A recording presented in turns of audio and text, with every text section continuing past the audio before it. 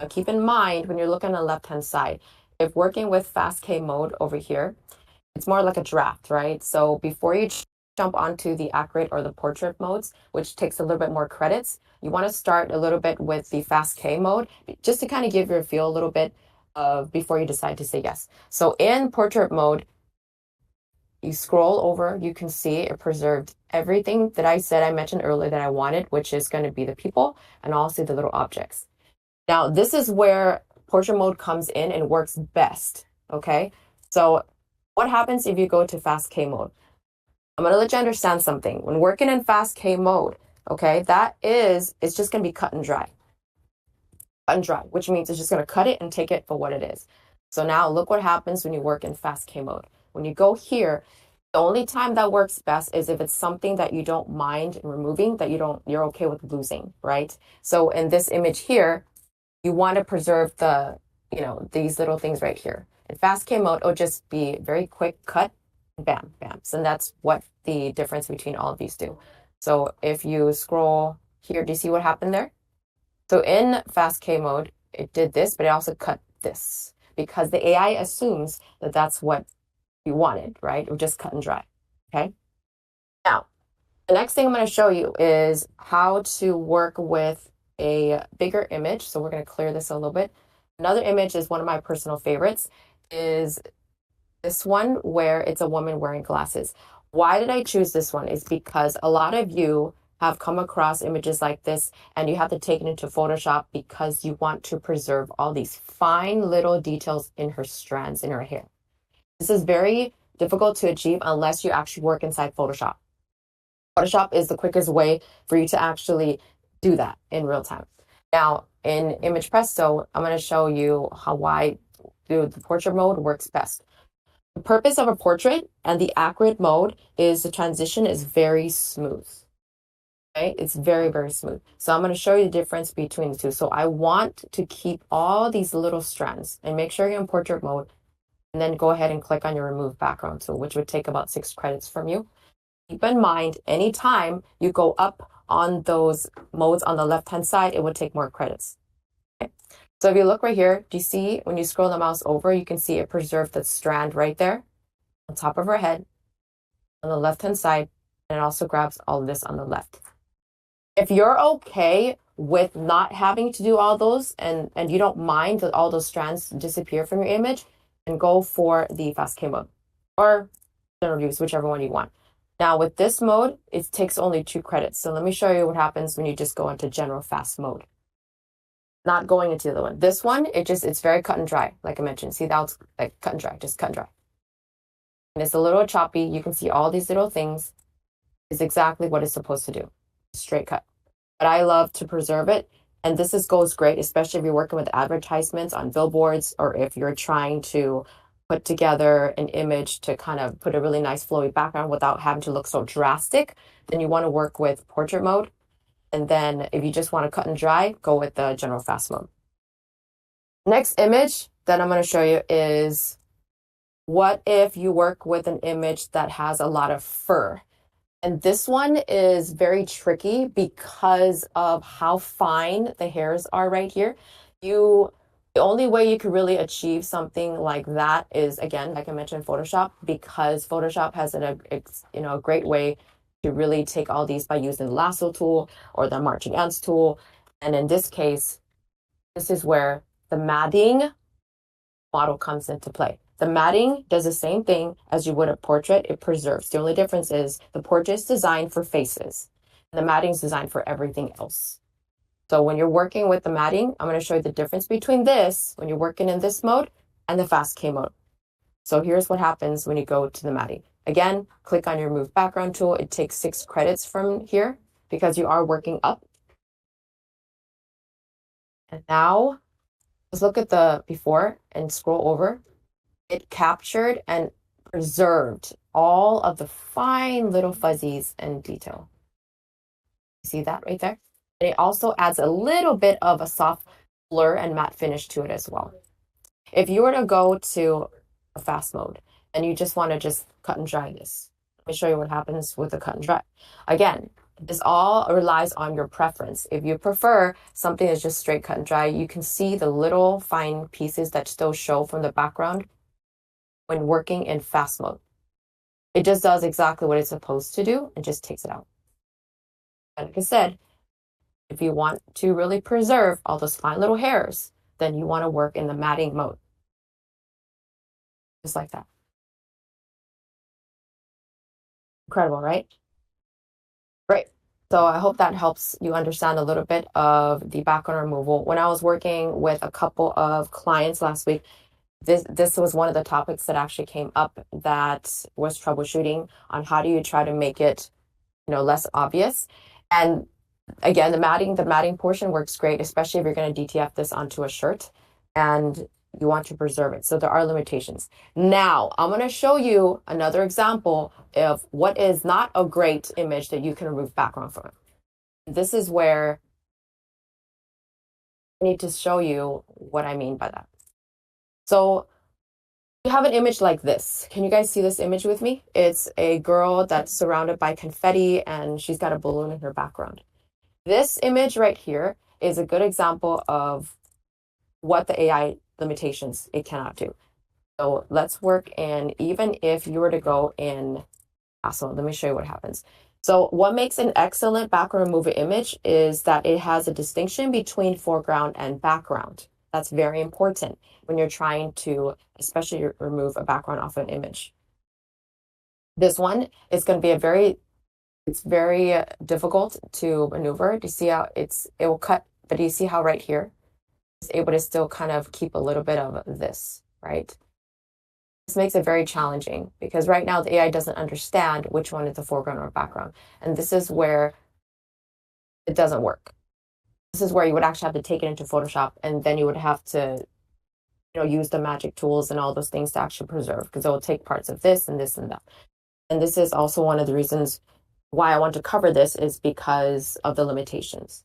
Let me see if I can upload another image that I was trying to see to get work. This one may or may not work, so let's try this. Here's another image of a woman holding a balloon. Beautiful image. However, if you look at the difference between the model and the balloon, and it's everywhere, right? The AI won't understand the distinction between the two. It doesn't have a true understanding. So even if you were to go to accurate mode, for example, an accurate mode is known to preserve the images. I'm going to show you what happens. Let's see what happens when you go to that mode as well. So this is another way for you to understand when working with images. Something as complex as something like this may not work. However, there is a lot of complex images out there where it has a lot of detail in the background, but the AI can recognize which one's going to be the foreground, which one's the foreground. So in this case, it's not the best, although it did a great job removing everything behind her. If you wanted to keep this balloon right here, you would not in this background removal. Because again, looking at this image, you cannot see the distinction between the foreground and the background. So this is why it's really important to understand that there are limitations to the software. I hope that makes sense. All right, next we're going to dive into creating a text within the image. The purpose of what I'm going to try to achieve next is trying to work with text. And you've probably heard about this online before where you're creating an image and the text doesn't pop up for some reason or it comes out a little wonky. I'm going to enter my prompt. So this is my prompt that I had played around with and I really like, a little bit from the 80s. So we're all, if any of you are born in the 80s, that would be me. So then definitely high five to all of you. And because, cool days of fashion, non-trendy, right? So one of the images I'm going to design is called a comic book t-shirt design with the 80s retro design of a Mustang. And in here, I also included the text rolling into the 80s in my Mercedes. I want to make it rhyme just for the heck of it. We're going to try this in the fast mode. So I'm going to show you the difference when working in fast mode and then working in the dev mode. And then I'm not going to change anything with the style. I think I'm going to keep it as simple the way that I like it. I'm going to show you why text is so tricky in AI. The AI doesn't recognize. So even if you were to go to software such as, what's another good one that's out there? The ones that you actually, like Kittl, for example. Kittl is really good. However, when you notice on some of the softwares you have to actually type it in the word is because the AI and every single software that you ever search out will have a very difficult time trying to generate text. So I'm going to show you how you can actually achieve a good text. So here we're working in the fast mode under the image generation. And do you see how I wrote rolling into the 80s in my Mercedes? And this is what it came up with. And you can see the words in the, and it's kind of jumbled in there in the 80s in my Mercedes. Fast mode doesn't work like that. But did it generate a text? Yes, it did. But it didn't generate the text that you want. Now, work your way to the dev and balance mode. This is where it's going to help you. And the reason why it works better is because it follows the prompts much, much better. So let's go ahead and move the dev on the settings on the left. It's going to generate 30 credits. Remember, like I said, anytime you move these, fast mode is in 3 credits. Again, consider that as like a draft before you go to the pro side. Working in the dev mode, 30 credits. Let's generate. So again, it follows the prompt as best as you can put it. So either you go with the dev mode or you go with the pro mode. And in dev mode, this is what you get. Rolling into the 80s in my Mercedes. Exactly how I wrote it up here. If you want to get a little fancy, you can move up a little bit to the pro. Now, let's take a look what the pro mode does. And it also moves up to 60 credits. Again, the more you go up, the more credits it's going to use. So I just want to make sure you keep that in mind when working with going higher. Also, I work a lot with the web, but you can choose any one of these 3 options when exporting out your image. Any one of those will work just fine, your preference. And then working in pro mode, it added more detail into the image as well. And that's another thing you have to consider. Anytime you move up the quality settings, it will allow the AI to add more details again and again and again. And that's important because depending on your preference, every single one of these works just fine, but it's going to be up to you and what you prefer. Okay?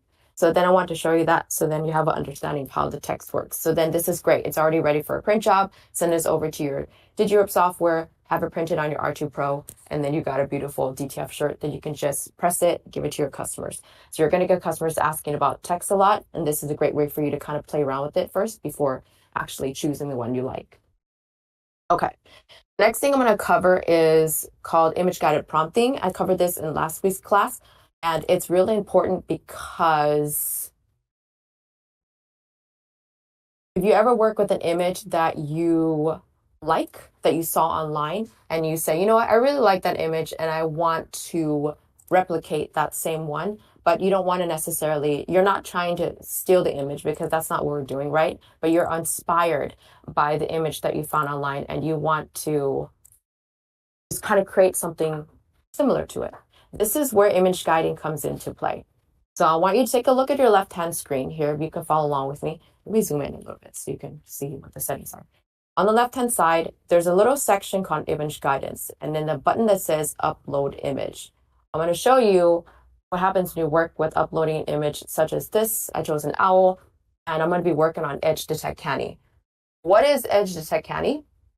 It is where it actually focuses on tuning out the outlines, right? Focusing on the outlines, it preserves the edges and the images, and it helps replicate this. So what I'm going to do is I'm going to type in my prompts. So I'm going to use this owl as a reference. I'm going to type in this prompt right here, which is an owl with piercing green eyes set against a serene and misty forest backdrop. I'm going to keep all the settings the same. And then I'm going to go ahead and click generate. And it does take 60 credits, though. I'm going to make sure everyone's aware. But this time, make sure you set your aspect ratio. So this is portrait, and I want to mimic the portrait size to match. So click on generate.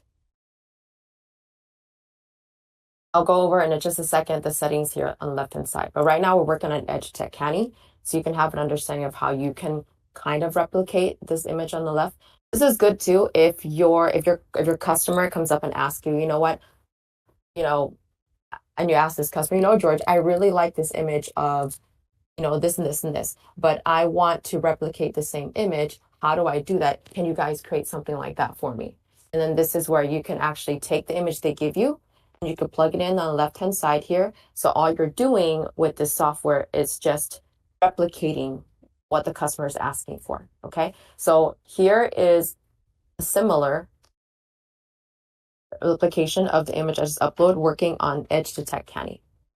If you say this is pretty close, but if you don't like this owl here and you want to tweak it just a little bit, you see this little exclamation down here on the right hand side? I want you to click that, and you see this part where it says seed. You're going to copy the seed. So say you like this image, but you just want to tweak it just a tad. Scroll over to your left. You're going to click on advanced settings, and you're going to plug in the seed right here. What is a seed? You're probably wondering, right? It is, in simple terms, it's just ensuring the AI's creative process starts with a specific way. What I mean is it creates a pattern. It's like your recipe. It's your recipe to create the perfect cake. You tweak this recipe, you either adding more sugar, adding a little more salt, adding a little bit of flour, but it doesn't take away from the image, but it will tweak it a little bit. So let's tweak the seed just by a tad. It says 07. I'm just going to change it to 10, just so we can see what happens to the owl. Again, taking 60 credits from that. All the seed is going to do, I'm just telling the AI, hey, I like this, but I want to tweak it a little bit. Do we know, unfortunately, what is going to tweak? We don't. But this is a beautiful thing about the seed is you get to play around with it a little bit. If you don't want to use all your credits, then you can still work in fast mode. But I'm currently working in dev. By the way, just to let you know, the image guide and prompting does only work in dev and pro mode. So I just want to make sure that you're aware of that. So that's what the process does. And the great thing is if you don't like the seed, after you change it, which is to this one, I actually like this one more. If you don't like this, you can go back. How do you go back? You just go back to the advanced settings and tweak that number that I just told you about earlier and change it to 08 where we had it. But if you like this, perfect. And as you can see, it preserves the outline. Right. The next thing I'm going to show you what you can do again in Edge Detect Canny is taking a sketch and turning it into a real life picture. To do that, let's reset. And you're going to do the same thing. Make sure to choose your settings on the left here and whatever format you want. So I'm going to let me just work in dev mode. I'm going to upload an image. And this time I'm going to upload an image of a dog sketch. Say you have a client and a client says, this is my dog, Peter, and I want a real life drawing of Peter. Can you achieve that? Yes, you can. So all you need to do is load your image on the left-hand side. And this is working off of portrait mode. So I'm going to make sure this stays in portrait. We're going to work with Edge Detect Canny. And then this time we're going to change the prompt. And it's going to be a very, very simple prompt that I'm going to plug in right here. I'm going to call it a dog with blue eyes looking into the field. That's all I want. Very simple. If you want to add styles, you can. But in this one, I'm just purely for the demonstration. I'm going to add no styles at all. So you can add it. You're going to click generate. It's going to take 30 credits. Okay. So again, make sure to take a look at your format options. If you want PNG, if you want web, or if you want JPEG, the options are there. I work with web a lot. And then this is what you get. Beautiful, beautiful, stunning photo of a dog. Sketch to the right. This is really impressive, especially when you have clients asking you to create especially personalized gifts. And it's great for DTF. You can use this for sublimation. If you even love this, you can take it as far as printing it and putting it on a photo frame for your clients as well. And that's how you're actually able to be, a multi-talented individual, right? That you're able to do all kinds of stuff and not just DTF. This is a great tool to use that. If you don't like the way this looks and you want to tweak the dog just a little bit, this one's on 10. Let's put it on 15. Whichever you want to maneuver that, it doesn't have to be the end of it. I'm just showing you how you can change the end. You can also change it in the middle too if you want. Up to you. Go ahead and click generate. It's going to take 30 credits. So when you do this, you could either change the spots on the dog. It could change the texture. It could change the way the whiskers look. And in this case, it changed the color. So you see the before. Let's compare. This is what I had with the seed that I had prior. And then since I tweaked it just by 5, this is what I get here. Is it the same image? Yes, it is. Does it have the same color coding as the one before? No, it doesn't. So that's where this part comes in. And it's really important. You can play around this. The next thing I'm going to show you is on control type. You're going to work with depth analysis. So let's reset this. I'm going to upload an image that is, since we're speaking about dogs, let's work with dogs. This time it's going to be in square mode. So I'm going to type in, let's see. Why don't we do something cute as in a group of bears playing, you know, it's just a group of bears playing. Very simple. Let's keep that in a square, working in dev mode. I'm going to keep no style in this one, and I'm just going to go ahead and generate. What it detect, that's actually, sorry, let me change def analysis. Let me just let this finish loading, and then I'm going to change it to def analysis. I'm going to say a group of bears playing in a child sketch. Actually, that's cute. It actually got that. Okay, so the difference between a def analysis and Canny. Okay, Canny focuses on the outline. Remember I said outline earlier. Def analysis focuses on the object. What I mean by that is, do you see, so we're just gonna go with this for now. Do you see how there's like 3, 4, 5 puppies and it created the same thing? Here's the thing I need you guys to understand why this isn't great. Now, if you ever at any time ask the AI to count, it will not, doesn't understand how to count. Numbers is not its best friend when working with generating images, by the way. So if you say, I want 3 dogs and, 4 kittens in an image doing this and this, the AI will not understand and it might generate 6 and it might not be the image that you want. I want to make sure when you're working with that, you understand it does not work. However, it can mirror this here. So let's create this thing, a group of bears playing in a child sketch. So we're going to work in def analysis. What I'm about to do, generating 3 credits, it's going to take the bears and it's going to literally replicate where those puppies are placed in order like this.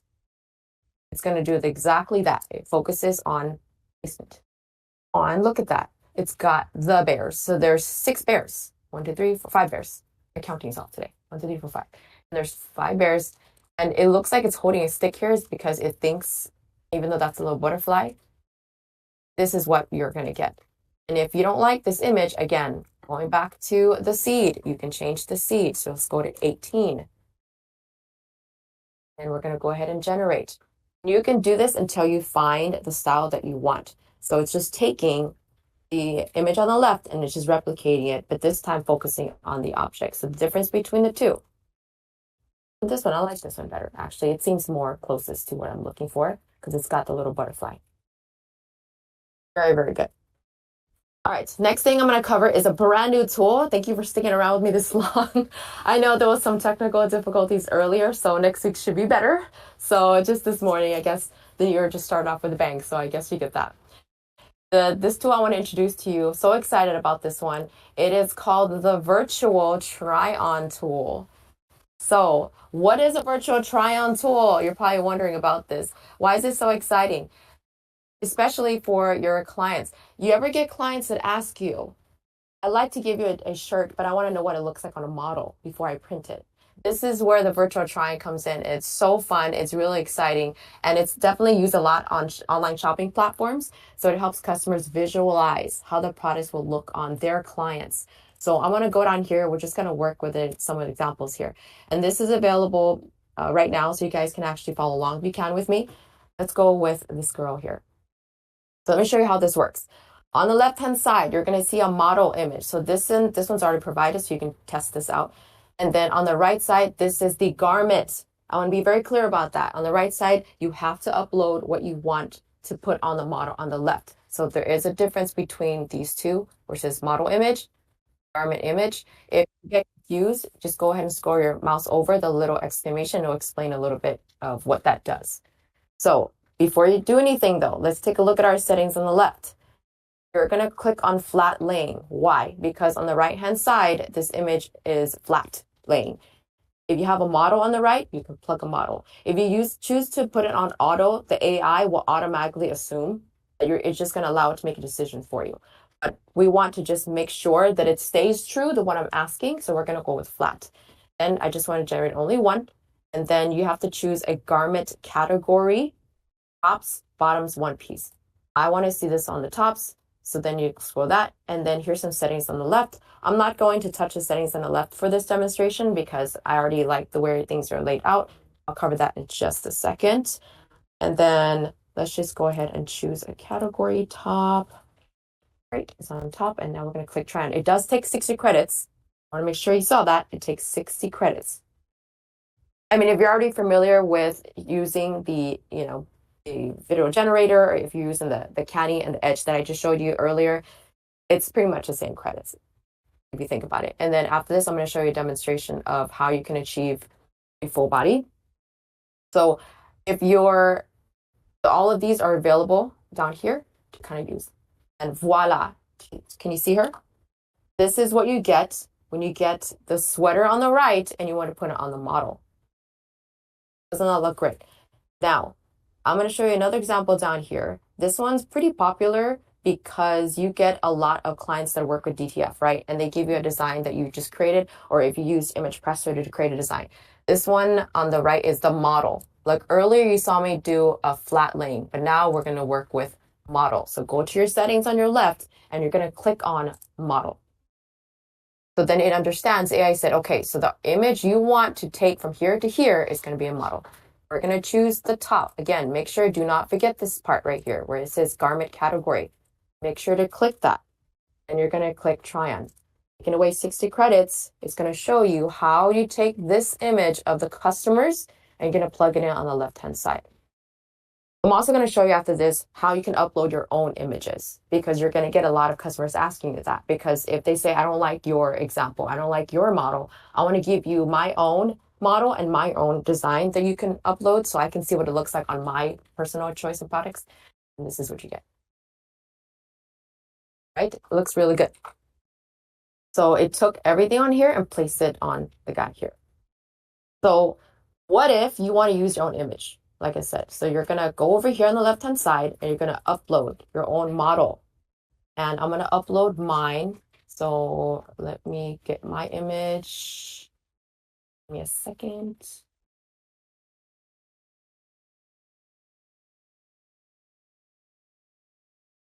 There's my shirt. Oh.